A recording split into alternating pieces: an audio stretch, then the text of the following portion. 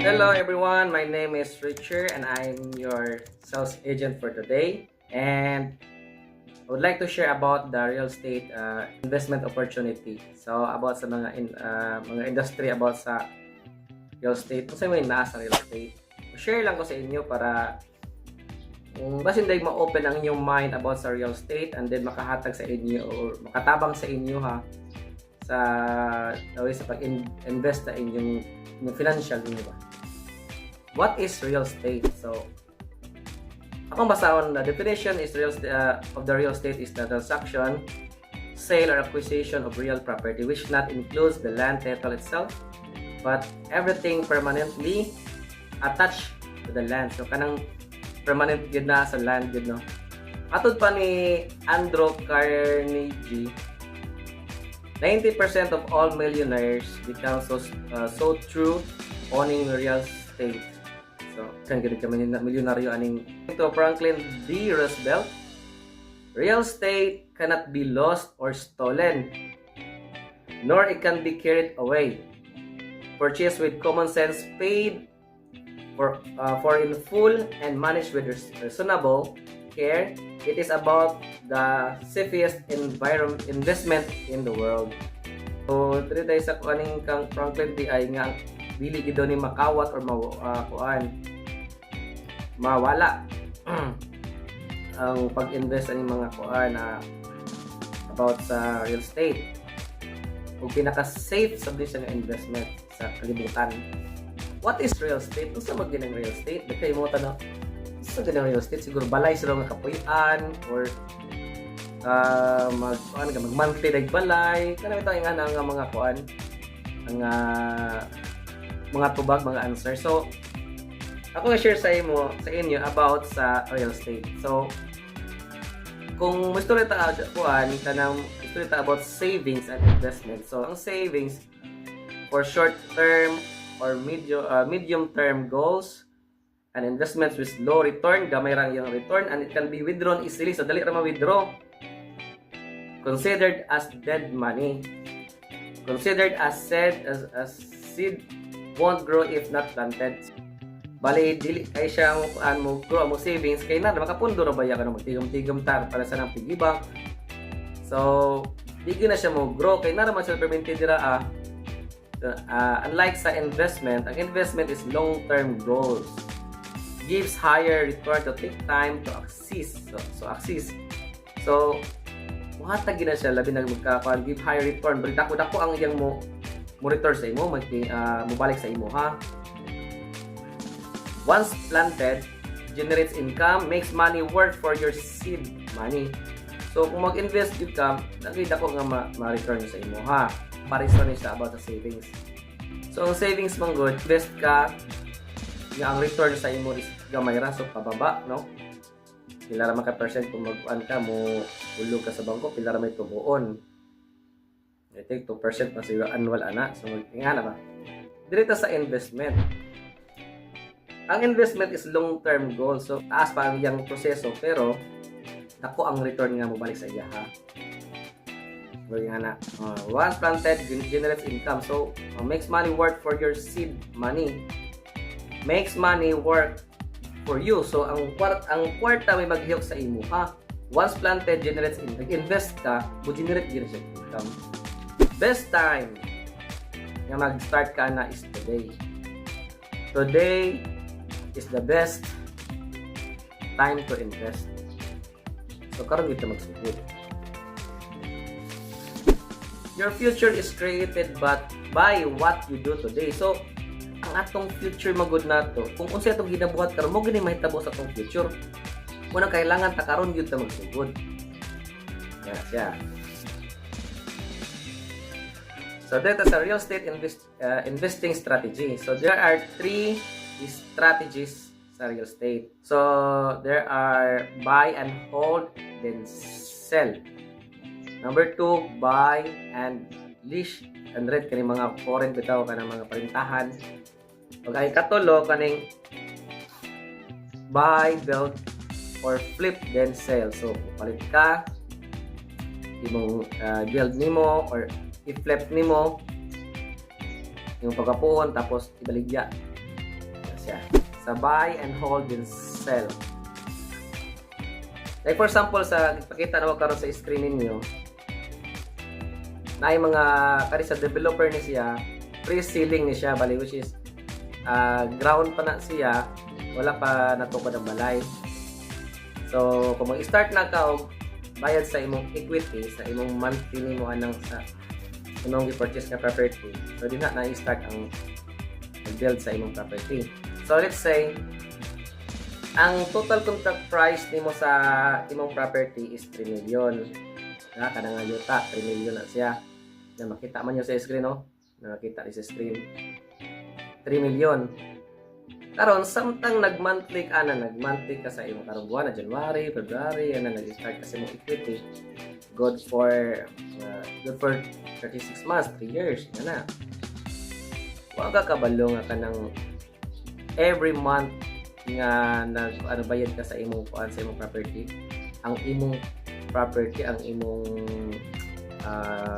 yuta tubo na siya, generate na ang value ana.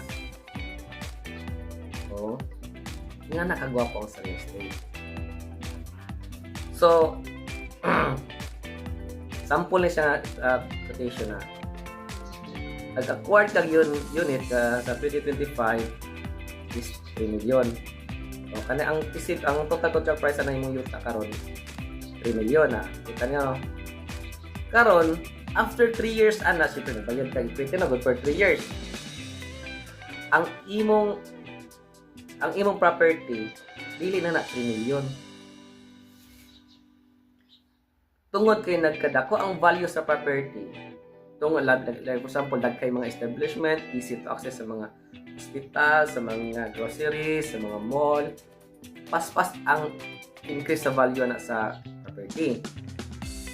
After 2028, kanang imong property nga worth 3 million na himo na siya og 6 million. Oo, ikana kapaspas ang pagtaas sa value sa property. So sa tulo ka to pilay na income nimo. So, ni-value ang imong property 6 million. Tapos, ang value sa imong property is 3 million only. So, ang value sa imong karon sa imong property is 6 million. Tapos, nag-invest ka, nag-hatag ka monthly for 2 years, 3 million. So, ang imong property karon is worth 6 million. So, pila yung naa sa imong karon? Itubo sa imong kwarta is 3 million. So, ako, nabutang ako every year na tubo imong kwarta 1 million. Ikumpara ko na sa bangko, pero itubuon nimo. Diba? Pero kada property nimo, kay balay. Bedrooms, bathroom, nga na 120 square meter. So, ang property na to, kung na-build na, pwede na to na siya parintahan. No?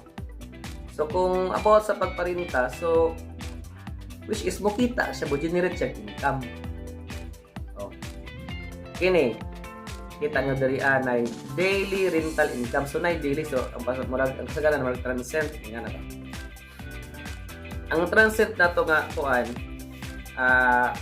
sagaran karon kay 2,000, ay 1,500, ang adlaw sa balay kay pagpila raman naka days, 3 days, 4 days nga na ang pag-stay sa mga clients, sa mga customers nga na. So example lang sa 30 days nasudlan ang imong transcend og 20 days lang nasudlan kay di wasad na pwede ka adlaw kay siyempre manghinlo sa ang na owner. Bota lang nato na 20 days. So ang daily nimo is 2,1 times 20 days. So, pila karon kay 42,000. Ang monthly nimo sa bangko is 19,000 mo man ni monthly nimo. Kaya magbayad man kada og kanang amortization, diba? So, ang monthly nimo is 19,000. Patang to na yung mga expenses, paglaba, mga kuryente kay basta ingani ang magbayad man sa kuryente sa mga transient ang owner sa property. So na kay 19,000 plus 5,000 24,000 ang imong papagawas kada bulan kay sa bangko o sa mga other expenses. Pero kay naman kay income sa imong transient mo sa imong balay nga giparintahan 42,000 minus 24,000 naa kay possible income nga 18,000. Tama? So income gapon. Diba? So okay na. So, kung 20 days lang ang imong kung nasudlan na ng 21, 22 so dako pa nya napagi na siya kung may excess pag pila ka person kani siya standard lang ng kuan 2,000 sa tinod lang pag mo excess na siya pila ka person may mga add-ons ana 250 per head nga na average lang ng 1 per day so mo na siya na kay possible income nga 18,000 per month sa imong transient nga house. Tapos, ingon ka nga, may kini mo rin taana. Actually, naagi mo rin taana. So, tiyan mo ha. Anang property ninyo nga parintahan, daghay mo market ana. Pila ka agent ang nadirian. O panilabot sa imong mga amigo, nga dili mga agent, tabangan na. Ang Butuan na adiri ang main gate naghandri na sa mga mall at mga hospital diri ang ginatiganan sa mga lain nga lugar adiri ang atong international ang atong airport diba so daghagi mo ani sa Butuan so mo lang na akong ikaw ka-share about sa foreign nga properties nato. O aside pag na kita foreign properties about ng monthly kung ingon ka nga kanang binulan dapat income pang bulan kay kapoy man ang kuan daily kung na ato ng strategya na ang parintahan nimo kay kapugon na nga balay kinaingon na ordinaryo mo isimple sa nga balay 25,000 ana tapos namang kita minimum man nga rent dili man isa ra ka buwan 2 ka buwan. Ang minimum gina 6 months gina siya. So 35,000 times 6 months na kay 150,000 possible nimong income. Kay limpyo man gud na siya ni makuha nimo ng 35,000 kay ang magbayad sa bulan ana sa kuryente is ang nagrent pa sa imong property. So wala kayo kay expense na equal lang kamo duwat sa monthly nga kuan sa yung monthly nga nagrent sa imo ha. Nya may tabo pagid ana first 3 months buo ang imong ang pagrenta na kay 1 month advance 2 months deposit di ba so na kay 75,000 plus 3 months ana mo na siya kay minimum 6 months di ba so inga na siya so na kay possible income nga 150,000 minus na sa mga amortization. Pila ta amortization nimo is 19. Pila ta amortization 19. 19. Nagyapon kay income so good. Okay kayo. Okay ba? Direta pinalitan din ako kaya bayad na short ko sa budget or na yung something mga emergency, may nga na itaw. Nagay po tayo strategy na mo na nga mo ko sa inyo ang real estate yun is wag gilugi. Wagi lugi. Morning nga nakita na ako nga mo invest ka about sa mga sa real estate nga walay kalugian. So napatay gitawag nga assume or flipping karon nimo. So karon ang imong di ba mo bayad maka reservation. Reservation no. Kita ni nga reservation. Nagbayad ka reservation 20,000. Tapos naka-down na ka 150,000.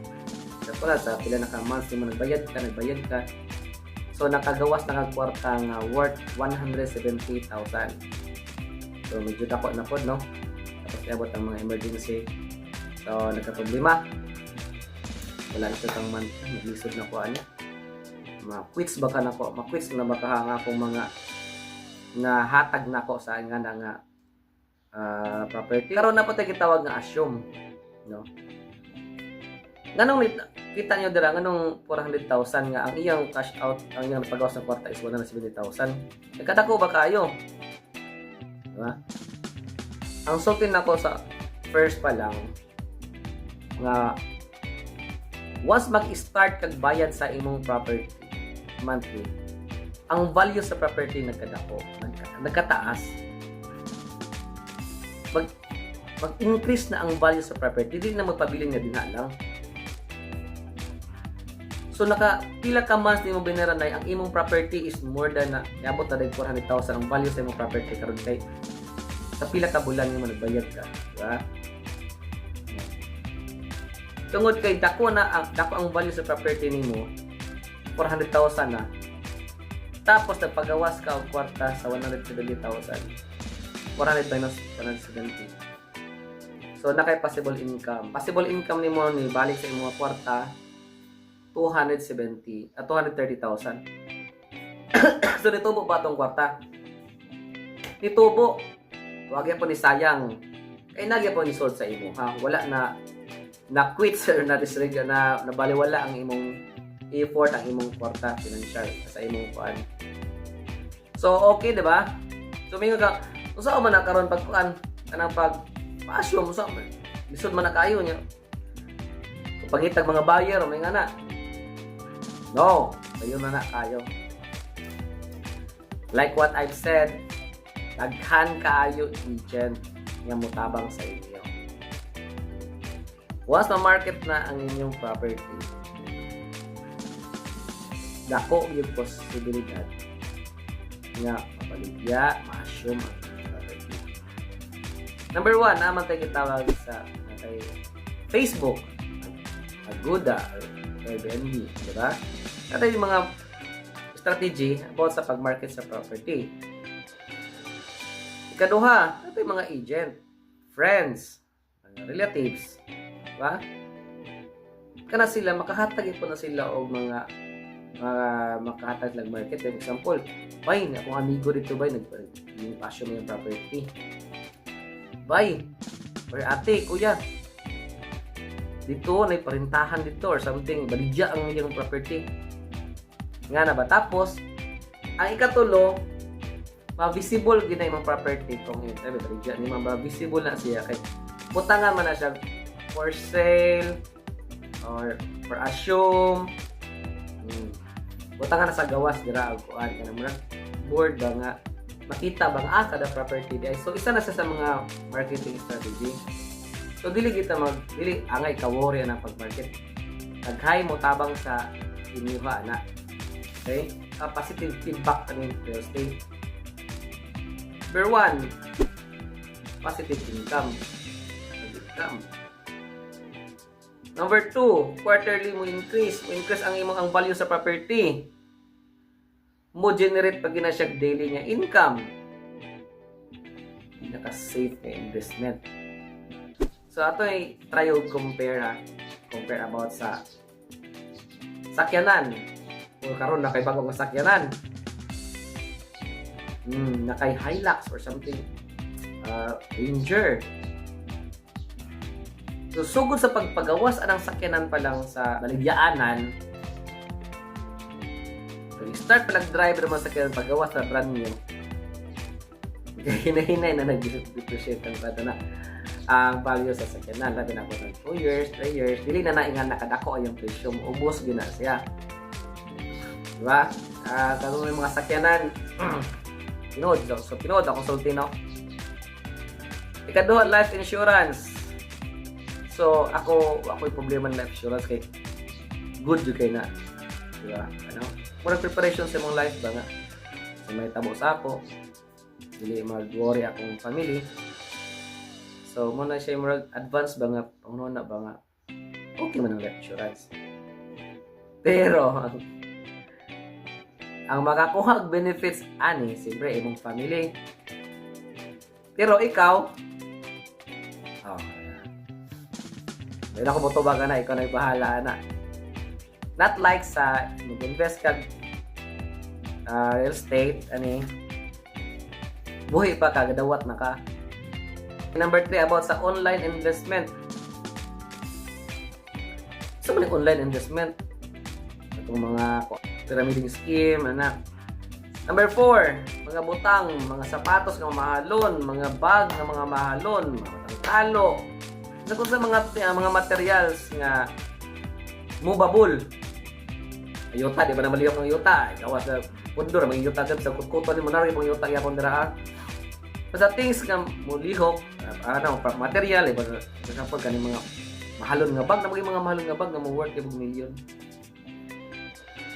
Pero magkadugay na maubos, mo depreciate yung value yapon gid yara. Dili pa riyan sa yuta nga magkadugay. Mahal yun ang the benefits in developer. Ang value gid mo appreciation. Kung mga developer gid nga kuan. For example, mga Camilla, Philinvest, mga Prime World, nga na bitaw. So kung nagi ka sa property nga under sa developer, gina-studyhan na magod nila na unsay mga possible dira nga mga establishment. So always ginadira mag-increase ang value sa property niyo. So ang ako lang nag-share lang sa inyo nga unsay maayos sa real estate nga investment. Pwede po mo message sa ako kung kuan kanang gusto mo unsay maayo nga developer para mas masultihan ta mo kung unsay angay buhaton or magaydan ta mo makatabang ko sa inyo. Katorong willing pod nga maka-learn sa pag gusto mag-invest of property. So, maora siguro to. Thank you kayo. Again, my name is Richard. Buongin from Marian Realty na nag-share sa inyo about sa unsay naa sa real estate. Thank you and God bless everyone.